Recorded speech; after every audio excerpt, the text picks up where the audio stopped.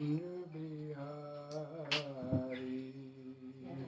राधा माधवा कुंज बिहारी जय राधा माधवा कुंज बिहारी जय राधा माधवा कुंज बिहारी जय गोपियन वल्लभा गिरिवरधारी जय गोपजन वल्लभा गिरिवरधारी जय गोपियन वल्लभा गिरिवरधारी जय गोपजन वल्लभा गिरिवरधारी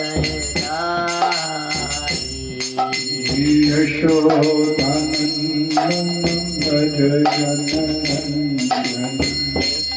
यशोदानन्दन भज जनरञ्जन यशोदानन्दनं भज जनरञ्जन यशोदानन्दन भज जनरञ्जन यशोदानन्दनं भज जनरञ्जन यशोदानन्दन भज जनरञ्जन यन्नाथीया वनचारी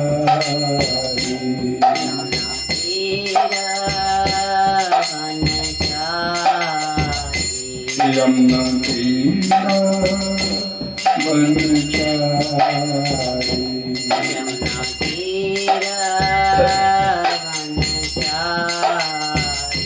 जय राधा माधवा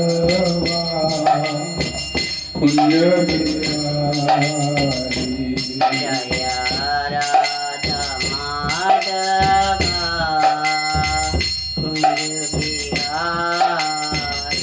जय राधा माधवा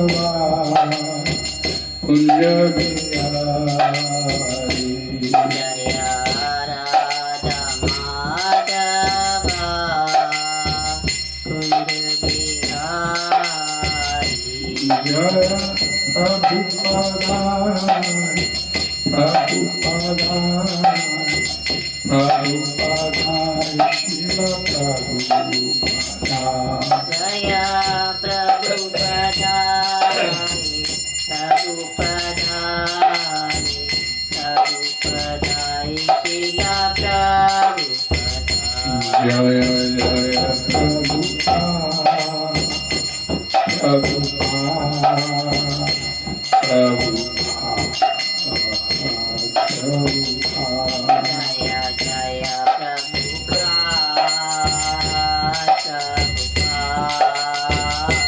प्रभुपाद निताई गौर हरि बोल हरि बोल हरि बोल हरि बोल निताई गौर हरि बोल हरि बोल हरि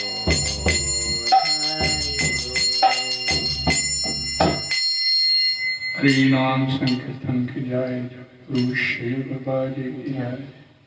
ओम नमो भगवते वासुदेवाय ओम नमो भगवते वासुदेवाय ओम नमो भगवते वासुदेवाय ओम नमो भगवते ओम नमो वासुदेवाय भगवते वासुदेवाय ओम नमो भगवते वासुदेवाय नारायणं नमस्कृत्यं नारायणं नरं चैव नरोत्तमं नरं चैव देवीं सरस्वतीं व्यासं देवीं सरस्वतीं ततो व्यासं जयामुदीरये ततो जयामुदीरये नष्टप्रायेषु भद्रेषु नष्टप्रायेषु भवदेषु नित्यं भागवत सेव्या नित्यं भागवतसेव्या भगवती उत्तम श्लोके भगवती उत्तम भक्तिर्भवति नष्टकी भक्तिर्भवति नष्टकी कृष्णाय वासुदेवाय कृष्णाय वासुदेवाय देवकी नंदनाय च देवकी नंदनाय नंद गोकुमाराय गोकुमाराय गोविंदाय नमो नमः। गोविंदाय नमो नमः। हरे कृष्ण। हरे कृष्ण। आज संदेश में भगवद गीता की इस क्लास में आप सभी का स्वागत और आप सबका बहुत बहुत धन्यवाद है। चर्चा करेंगे श्रीमद् भगवद गीता यथारूप अध्याय 7 श्लोक संख्या नंबर 16। श्लोक इस प्रकार है। चतुर्विधा भजन्ते माम जना सुकृतिनो अर्जुना आर्तो जिज्ञासु अर्थार्थी ज्ञानी च भरतऋषभा। इस श्लोक का हिंदी अनुवाद। हे भरत श्रेष्ठ, 4 प्रकार के पुण्य आत्मा मेरी सेवा करते हैं। आर्त, जिज्ञासु, अर्थार्थी तथा ज्ञानी। इस श्लोक का तात्पर्य हिज डिवाइन ग्रेस जगद्गुरु श्री प्रभुपाद जी द्वारा सरल है, स्पष्ट है, ध्यान से सुनने की आवश्यकता है। दुष्कृति के सर्वथा विपरीत ऐसे लोग हैं जो शास्त्रीय विधि विधानों का दृढ़ता से पालन करते हैं और ये सुकृतिना कहलाते हैं। अर्थात ये वे लोग हैं जो शास्त्रीय विधि विधानों, नैतिक तथा सामाजिक नियमों को मानते हैं और भगवान के प्रति न्यूनाधिक भक्ति करते हैं। इन लोगों की 4 श्रेणियां हैं। वे जो पीड़ित हैं, वे जिन्हें धन की आवश्यकता है, वे जिन्हें जिज्ञासा है और वे जिन्हें परम सत्य का ज्ञान है। ये सारे लोग विभिन्न परिस्थितियों में भगवान की भक्ति करते रहते हैं।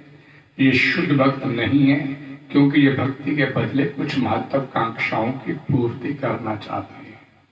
शुद्ध भक्ति निष्काम होती है और उसमें किसी लाभ की आकांक्षा नहीं रहती। भक्ति रसामृत सिंधु में 1:11 शुद्ध भक्ति की परिभाषा इस प्रकार की गई है।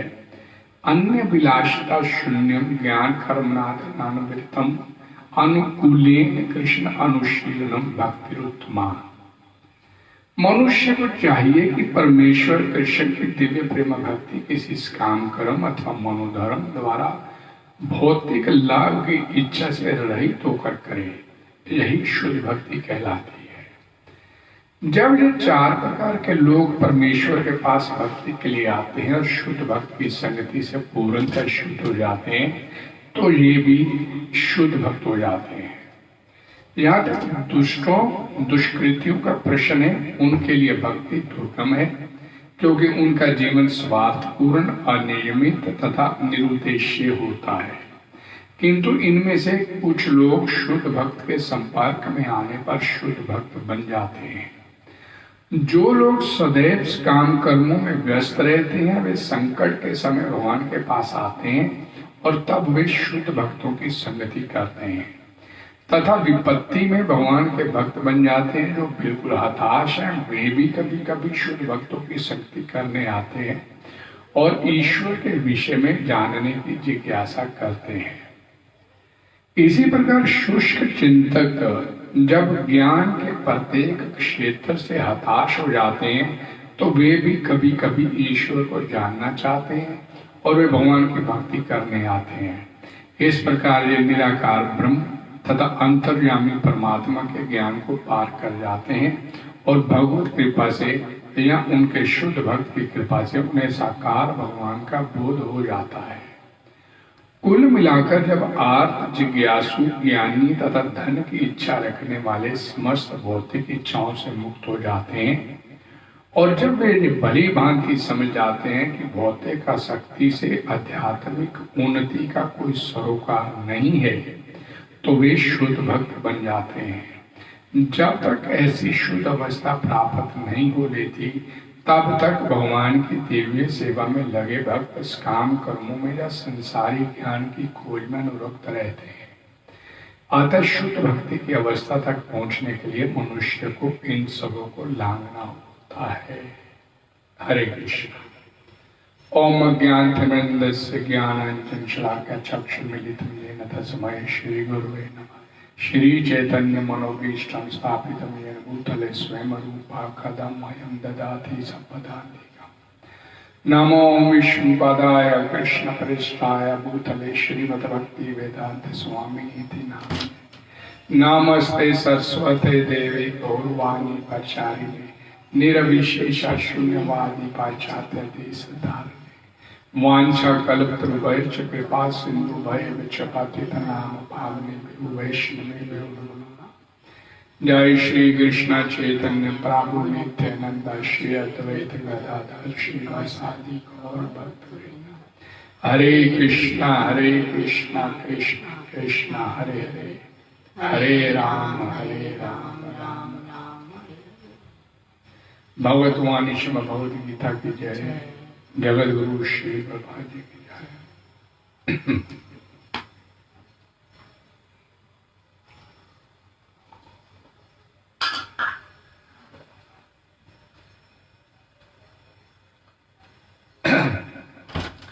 चतुर्विधा भजन्ते माम जना सुकृतिनो अर्जुना आर्तो जिज्ञासु अर्थार्थी ज्ञानी च भरतऋषभा।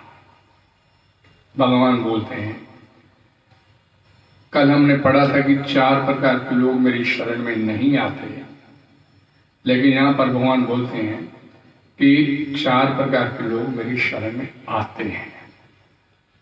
हम इससे पहले परसों श्लोक पढ़ के बैठे थे। दैवी ही एषा गुणमयी मम माया दुरतया मामेव ये प्रपद्यन्ते माया में ताम तरन्ति थे। भगवान बोलते हैं कि मेरी माया बड़ी दुर्लभ्य है, इसे पार पाना बड़ा मुश्किल है। दुर्लभ्य दुरत्या, इसे पार नहीं पाया जा सकता। लेकिन जो लोग मेरी शरण में आ जाते हैं वो इस माया को तर जाते हैं। तो भगवान की शरण में आने वाले भक्त जो गुणमयी माया को तर जाते हैं, ये शरण लेने वाले भक्त कौन है? इस श्लोक में भगवान श्री कृष्ण यहां पर बता रहे हैं।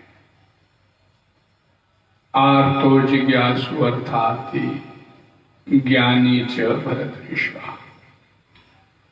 अर्थात पिछले श्लोक में दुष्कृति मनुष्यों की बात की भगवान ने, और इस श्लोक में सुकृति मनुष्यों की बात। और जो इस संसार को अपना मानते हैं वो सबसे बड़े दुष्कृति अर्थात पाप है, और जो भगवान को अपना मानते हैं वो सुकृति अर्थात पुण्य है। अतः जो संसार को मानते हैं वो दुष्कृति, और जो भगवान को मानते हैं वो सुकृति कहलाते हैं। भोगी मनुष्य भगवान में नहीं लगता। क्यों? क्योंकि उसकी भोग भोगने में लिप्तता रहती है।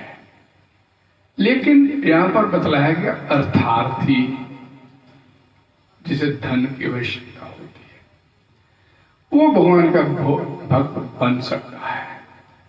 कारण कि अर्थार्थी में लिप्तता कम होती संसार की, और भगवान की मुख्यता अधिक होती है।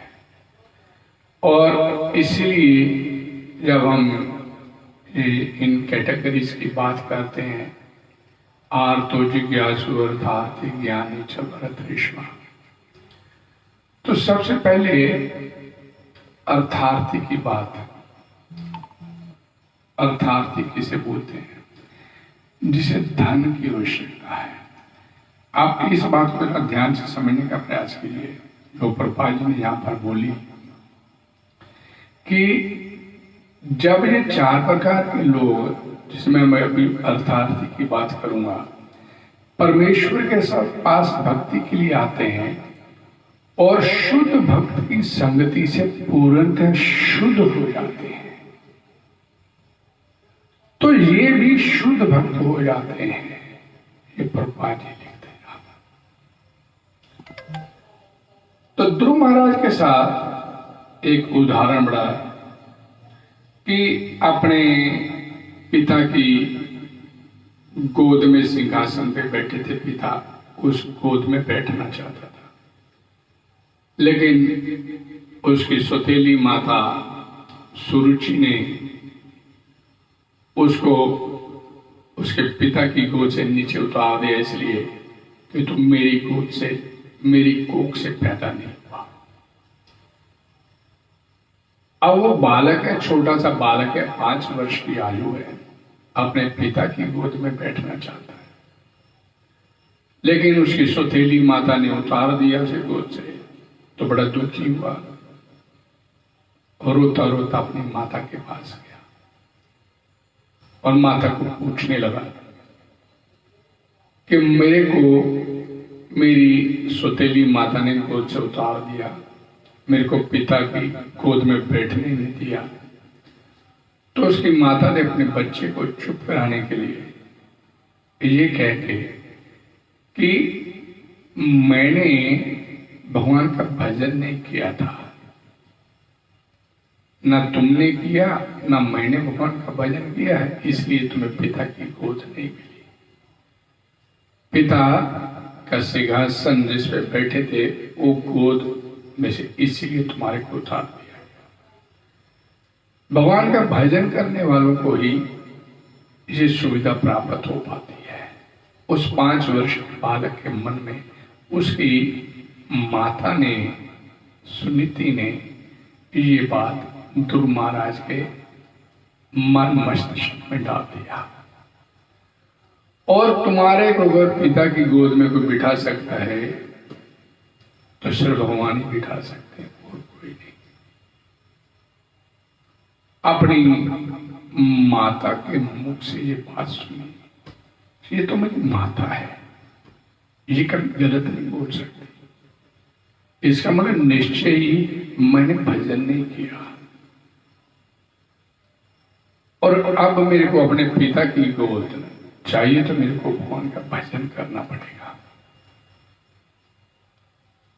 ये बात निश्चय करके अपने मन में उन्होंने अपनी माता से इजाजत मांगी। ये पूछने पर कि भगवान कहाँ मिलेंगे, तो माता ने बोला भगवान तो जंगल में मिलते हैं, वन में मिलते हैं। भगवान का भजन करेंगे तो भगवान वन में तुम्हारे को प्रकट हो जाएंगे तुम्हारे साथ। ये पता करने पर, चलने पर, तो ध्रुव महाराज ने तुरंत अपनी माता से इजाजत मांगी और जंगल के ऊपर स्नान किया।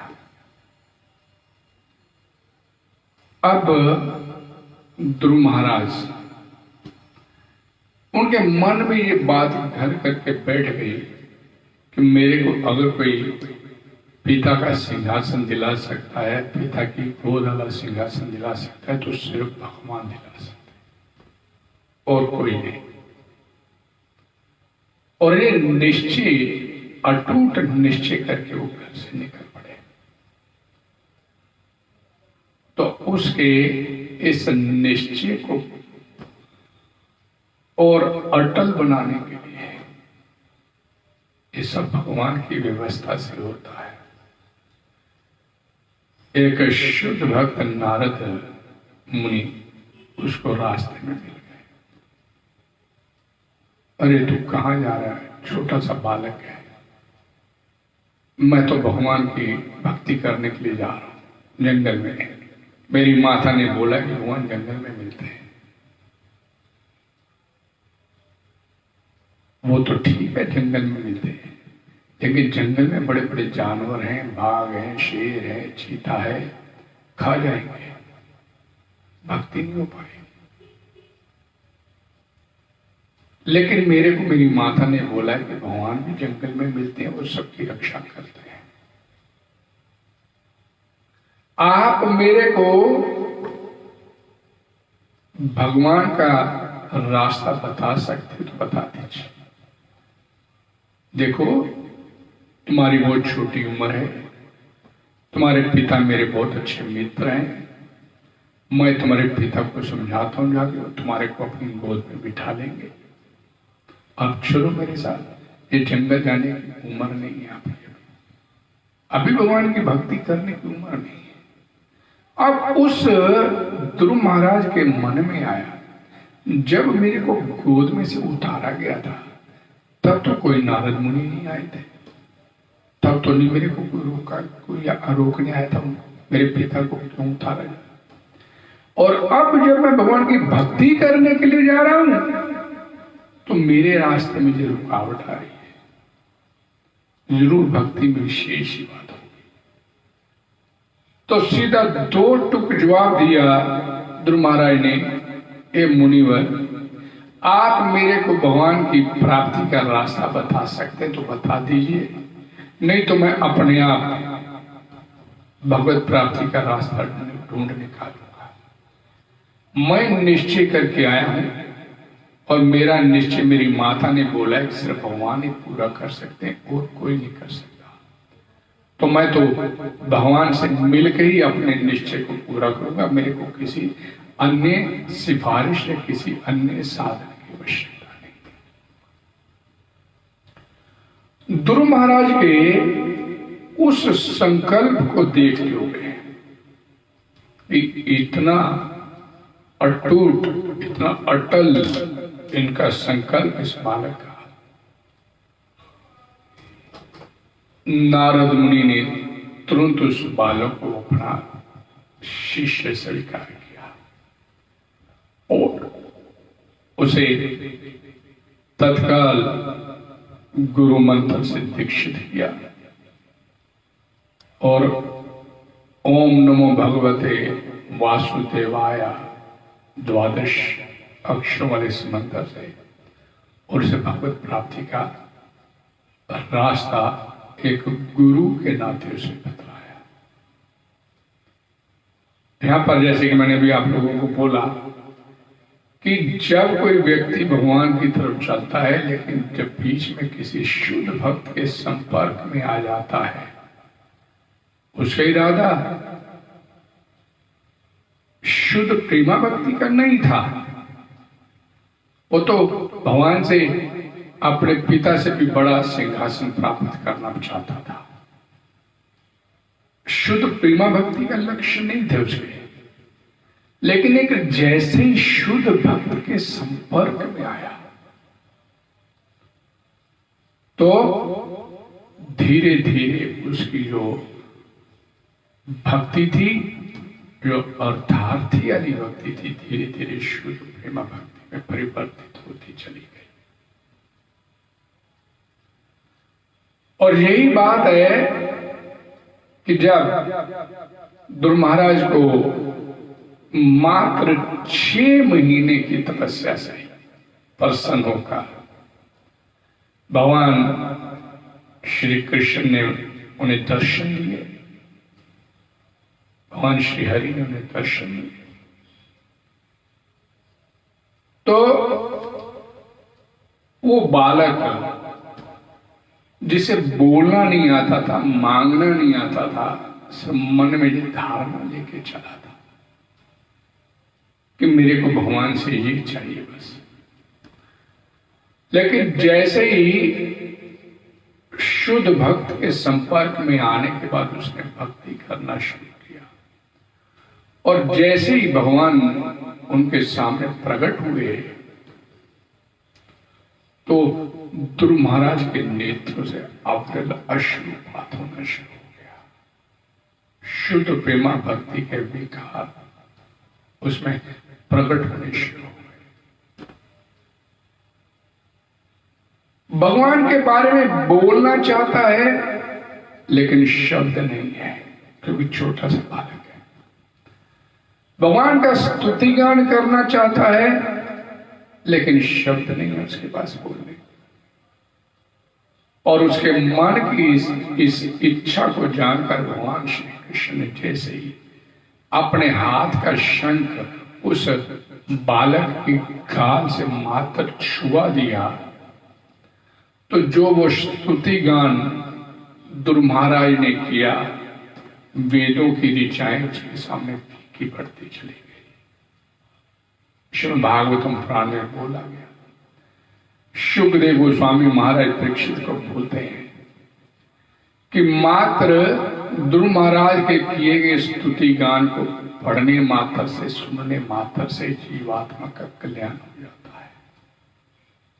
शुद्ध प्रेम, शुद्ध भगवत प्रेम उसके अंदर अविरल दौड़ना शुरू हो जाता है। और अब वही बालक जो कुछ मांगने के लिए गया था, अर्थार्थी था, जो कुछ चाहता था भगवान से, वही बालक जब भगवान कहते कि तू मांगा, मैं तेरे को कुछ देना चाहता हूं, तो क्या जवाब देता है कि मैं कांच मांगने के लिए निकला था, लेकिन मेरे को तो सामने हीरा मिल गया, तो मेरे को और क्या चाहिए। उसी बालक को उसकी शुद्ध प्रेमा भक्ति के चलते भगवान श्री हरि ने 36,000 साल तक उसे राज भोगने का अवसर प्रदान किया, और साथ ही उसे ध्रुव लोक के नाम से एक ऐसा लोक प्रदान किया जो कि सभी लोकों से सर्वोपरि है। आंशिक प्रलय के समय सब समाप्त हो जाता है, लेकिन ध्रुव लोक फिर भी अस्तित्व में रहता है। और वही ध्रुव श्रीमद् भागवतम पुराण में ऐसा चरित्र है कि जब 36,000 साल भोगने के बाद भगवान के धाम को प्रवेश किया, तो भगवान के धाम में जाने से पहले उसके लिए भेजा गया जो विमान था, आध्यात्मिक विमान जो उसको लेने के लिए आया था, तो वही आध्यात्मिक विमान में मृत्यु के सिर के ऊपर पैर रख के उन्होंने उस विमान के ऊपर भगवान के धाम में सशरीर प्रवेश किया था। एक ऐसा अकेला कैरेक्टर है श्रीमद् भागवतम पुराण का। जानी कि शुद्ध भक्त के संपर्क में आया हुआ अर्थार्थी भी शुद्ध भक्त बन जाता है। यहां पर एक बड़ी बात है कि जब हम आर्त की बात करते हैं, दुखी व्यक्ति, पीड़ित व्यक्ति जब भगवान की शरण में आता है, दुखी किसे बोलते हैं? दुखी जो आर्त व्यक्ति जो प्रतिकूलता अपने जीवन में सहन ही नहीं कर पाता। अर्थार्थी तो होता है ना जो अपने जीवन में अनुकूलता ही चाहता है, मेरे जीवन में अनुकूलता बनी रहे। वो शुद्ध भक्ति नहीं है। प्रभुपाद जी ने 1:11 में भक्ति रसमृत सिंधु का हवाला देते हुए बताया जीवन की कैसी परिस्थिति आ जाए, उनका भजन नहीं छोड़ना, यही शुद्ध भक्ति है। लेकिन यहां पर जो बताया गया, ये 4 प्रकार के लोग बताए गए, इनमें से अर्थार्थी व्यक्ति यानी कुछ चाहता है भगवान से, तो इसलिए भगवान की शरण में गया है। लेकिन वो अलग बात है कि उसको रास्ते में एक शुद्ध भक्त मिल गया और सारा उसका जीवन बदल गया। आर्त व्यक्ति, हम इसमें अक्सर लोग बोलते हैं कि आर्त व्यक्ति जो जीवन में प्रतिकूलता वाली परिस्थिति आ गई, तो सब सहारे जब जवाब दे जाते हैं, विश्वसनीय जो आपके निकट संबंधी सब आपका साथ छोड़ जाते हैं, तो फिर वो भगवान को पुकारता है। आर्त पीड़ित होकर, दुखी होकर भगवान को पुकारता है, तो ऐसा व्यक्ति भी भगवान की शरण में आता है। तो इसमें अक्सर गजेंद्र या द्रौपदी का उदाहरण दिया जाता है। गजेंद्र शुद्ध भक्त नहीं था, ना द्रौपदी को शुद्ध भक्ति में उसमें लिया जा सकता है। कारण यहां पर गजेंद्र ने अपनी रक्षा के उपायों के लिए दूसरों का भी सहारा लिया था। केवल भगवान का ही सहारा नहीं लिया था उसने। पहले उसने अपने बल का प्रयोग किया कि इस मगरमच्छ से मैं अपना पैर छुड़ा सकता हूं, लेकिन जल में मगरमच्छ की ताकत दुगनी हो जाती है और जब तक अपना दुख दूर करने के लिए अन्यों का सहारा रहता है, अन्य उपायों पर वृत्ति बनी रहती है जीवन में, तब तक वे अनन्य भक्त नहीं कहलाते हैं। वे अनन्य भक्त नहीं की कैटेगरी में नहीं आते हैं। और तभी तक उन पर कष्ट रहता है जब वह अन्यों के सहारे से उनकी वृत्ति खत्म हो जाती है, तब वे भक्त कहलाते हैं।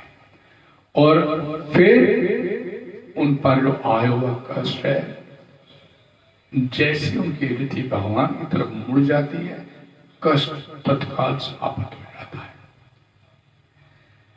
चीरहरण के समय द्रौपदी को भी दूसरों के सहारे की उम्मीद थी, आशा लगा के बैठी थी। क्यों? क्योंकि दूसरों का भरोसा था और साथ ही अपने बल का भी भरोसा था। और तब तक वो अपने उस चीरहरण के प्रसंग में कष्ट पाती रही, लेकिन जब दूसरों की तरफ से तो क्या, अपने हाथ से भी उसने अपने साड़ी को छोड़ दिया और दोनों हाथ ऊपर उठाकर भगवान की शरणागति को पुकारा, तो तत्काल उसका अनन्य भाव हो गया और उसको दुख नहीं उठाना पड़ा। गजेंद्र ने अपने हथनियों का सहारा लिया, अपने बल का सहारा लिया, वर्षों तक लड़ता रहा, लेकिन जब सब सहारे छूट गए, कोई सहारा लगा कि काम में नहीं आने वाला, जान आफत में आ गई है, शरीर छूटेगा, प्राण छूटेंगे, तो केवल भगवान का ही सहारा रह गया है, तब उसको फिर दुख नहीं उठाना पड़ा। और इसके विपरीत पाही पाही महायोगिने देवन देवन जगतपते न अन्यत्वद भयम पश्यये यत्र मृत्यु परस्परम। उत्तरा महाराज परीक्षित की माता जब अश्वत्थामा ने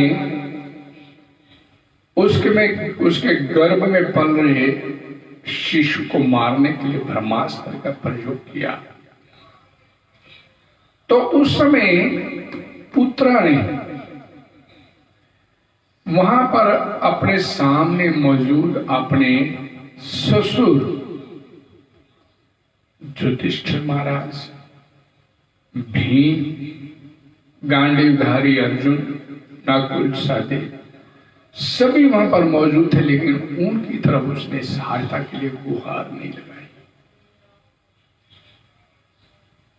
उसने सीधा वहां उनके साथ मौजूद खड़े भगवान श्री कृष्ण की तरफ देखा। पाही पाही महायोगिने देवाने देवने जगत, हे जगत के पालक, हे देवों के देव, मेरी रक्षा करो, मेरी रक्षा करो। और जो अगली लाइन थी ना, अन्यत्वद भयम पश्यये, कि मेरे को इस मृत्यु के भय से बचाने वाला अन्य और कोई उपाय नहीं सुझाई दे रहा सिवाय आपके। ये अनन्य भक्ति द्रौपदी की तुलना में इसलिए उत्तरा को भगवान की शुद्ध भक्ति में माना जाता है।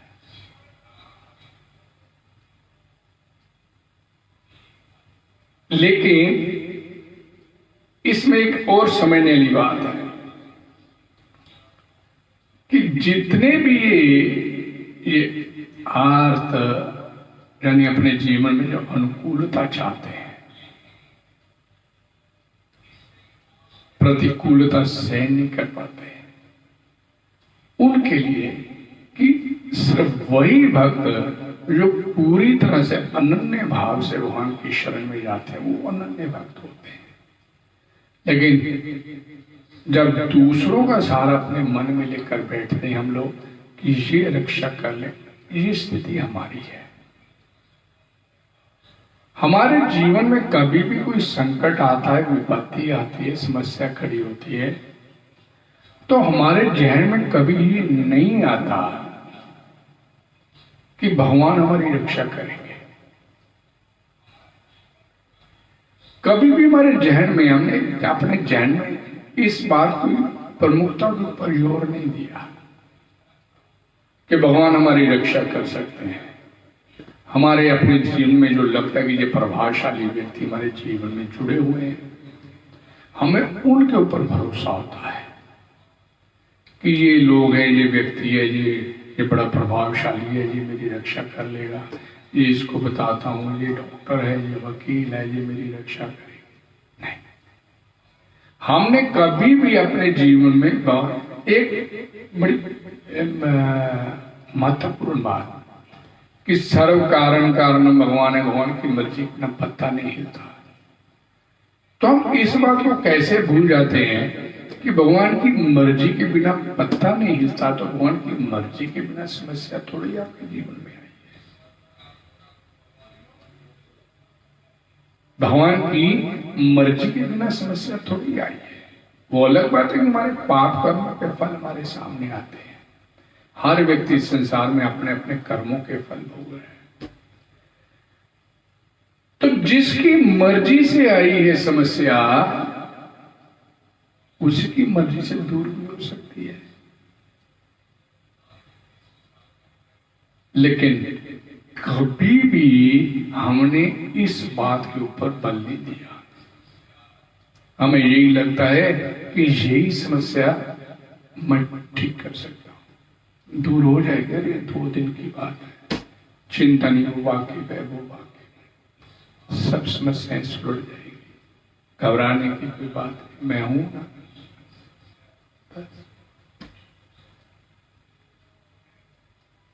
यहां पर एक बात को बड़े ध्यान से समझिए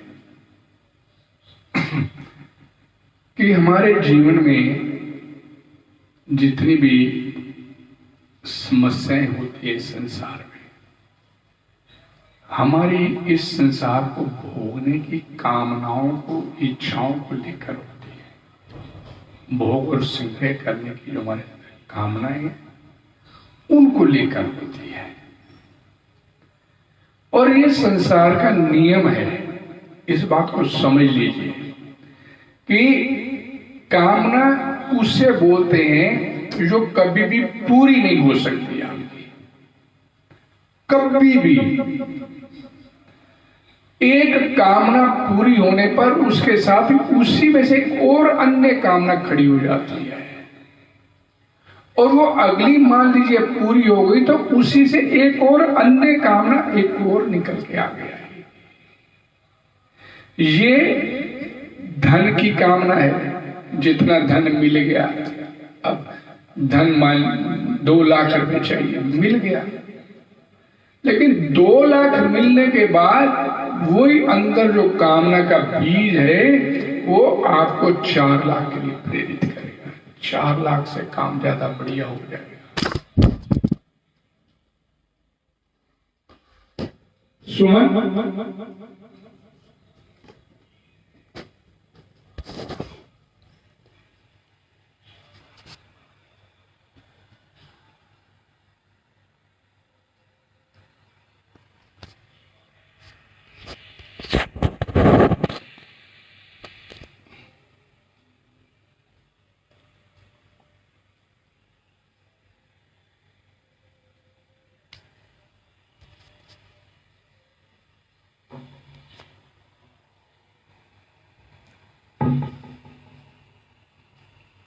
हरे कृष्णा।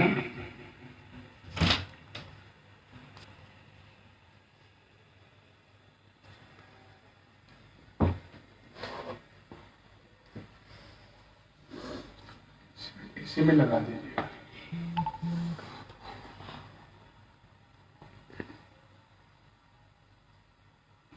हरे कृष्णा। ये मैंने हमेशा बोलता हूं कि भगवान भगवत गीता में बोलते हैं संसार दुखालयम है। कोई ना कोई समस्या रहती है यहाँ पर इस संसार में। एक समस्या खत्म होगी तो दूसरी कर, इसलिए शास्त्र बोलते हैं कि इस संसार से जितना जल्दी उसके निकलने का प्रयास करना चाहिए। अब मैं चर्चा कर रहा था, श्रील प्रभुपाद जी बोलते हैं कि जब 4 प्रकार के लोग भगवान के पास भक्ति के लिए आते हैं, शुद्ध भक्त की संगति से पूर्णतः शुद्ध हो जाते हैं, तो ये भी शुद्ध भक्त बन जाते हैं। तो यहाँ तक दुष्कृतियों का प्रश्न है, उनके लिए भक्ति दुर्गम होती है, किंतु इनमें से कुछ लोग शुद्ध भक्त के संपर्क में आने पर शुद्ध भक्त बनते चले जाते हैं।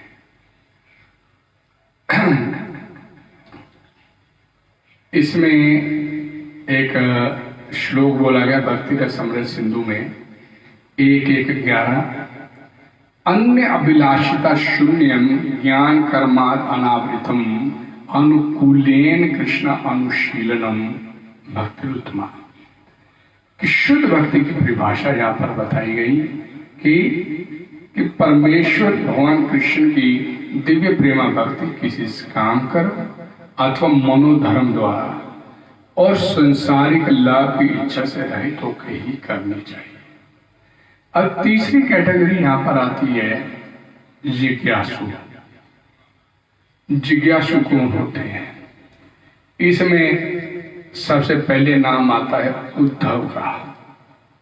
श्रीमद् भागवतम पुराण हम पढ़ते हैं।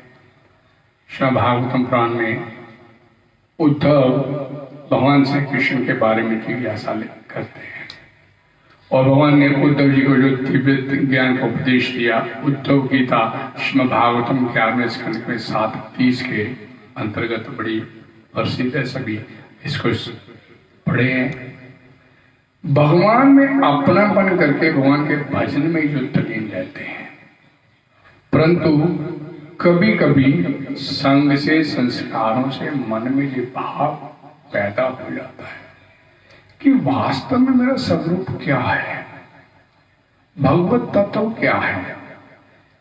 वे जिज्ञासु कहलाते हैं कि मैं कौन हूं, कहां से आया हूं, और विदाउट एनी डाउट एक दिन मैंने जाना है।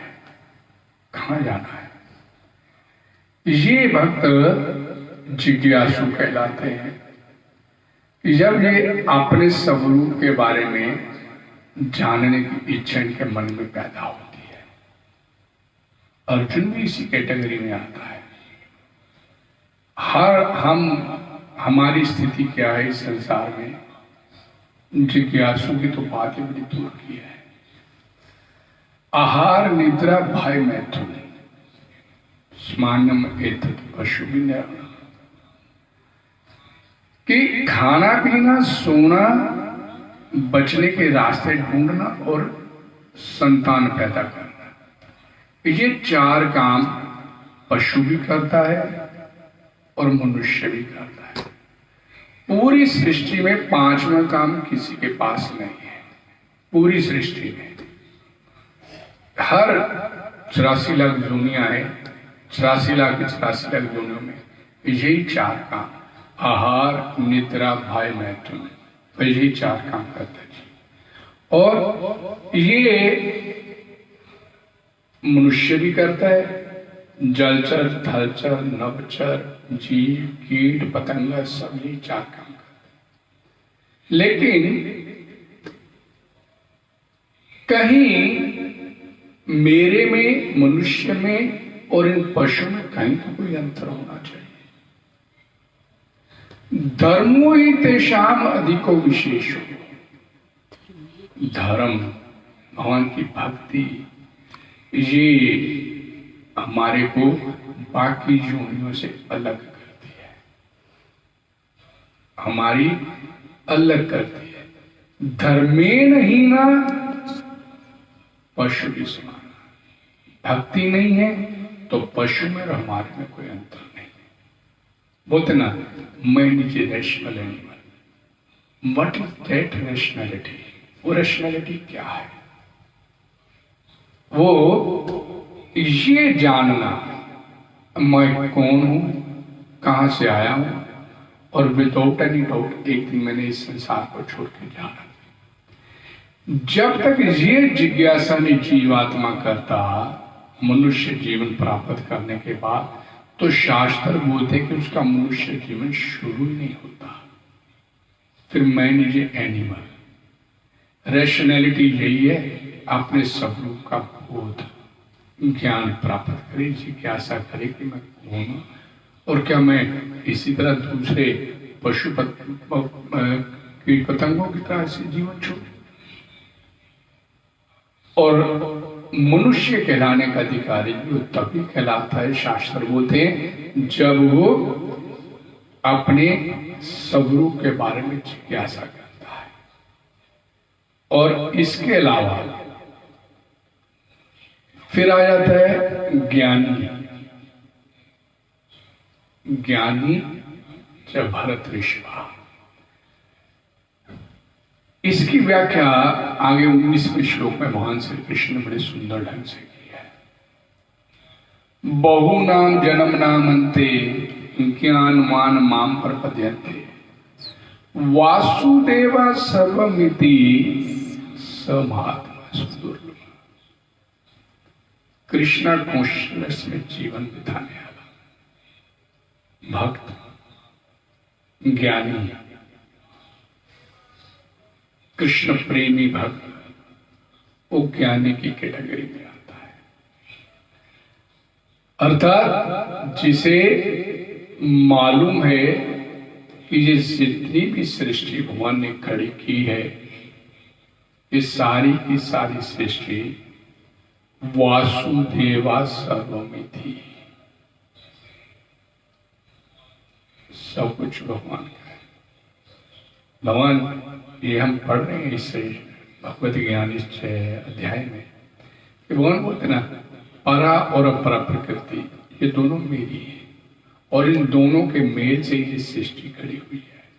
ये जितने चर अचर प्राणी सब अस्तित्व में आए, इन दोनों के सुमेल से। और इसलिए वो जानता है कि ये सारा कुछ जो है इससे भगवान ही क्या है। इसके पीछे परम जादूगर, इस सृष्टि के पीछे परम जादूगर भगवान श्री कृष्ण का ही याद है। वो इस बात को समझता है और मानता है, वो ज्ञानी कैटेगरी में आता है। ज्ञानी भक्त को अनुकूल से अनुकूल, प्रतिकूल से प्रतिकूल परिस्थिति, घटना, व्यक्ति, वस्तु आदि सब में भगवत स्वरूप ही दिखता है। विद्या विनय मान्य ब्राह्मणे गभीर हस्ती श्री च सौभाग्य पंडिता समदर्शन।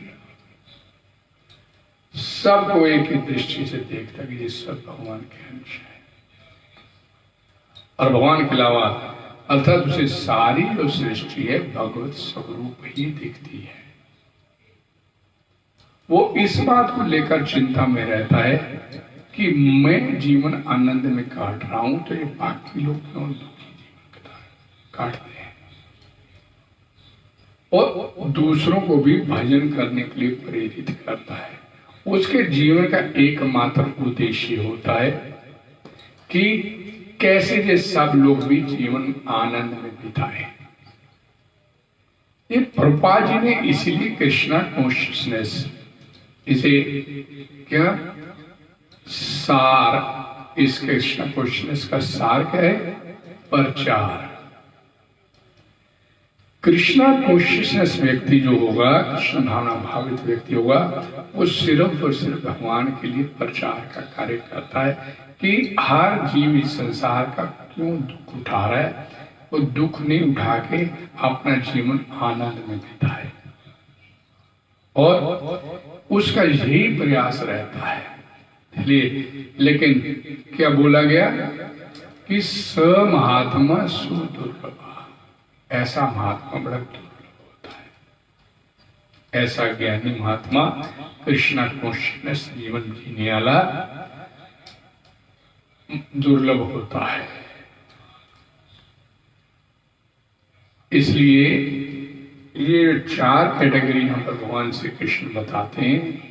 आर्थ अर्थार्थी जिज्ञासु ज्ञानी, ये सुकृति तो माना जाता है, लेकिन जब ये शुद्ध भक्त के संपर्क में आ जाते हैं तो ये भी धीरे धीरे शुद्ध भक्त बनते चले जाते हैं। इनका ध्येय शुद्ध नहीं होता, लेकिन जैसे ये शुद्ध भक्त के संपर्क में आते तो इनका भी जीवन बदलता चला जाता है। हरे कृष्णा हरे कृष्णा कृष्णा कृष्णा हरे हरे, हरे राम राम राम हरे। थोड़ा आज तकनीकी प्रॉब्लम समस्या से पहले 2-4 मिनट लेट शुरू हुआ प्रोग्राम, उसके लिए माफी चाहते हैं।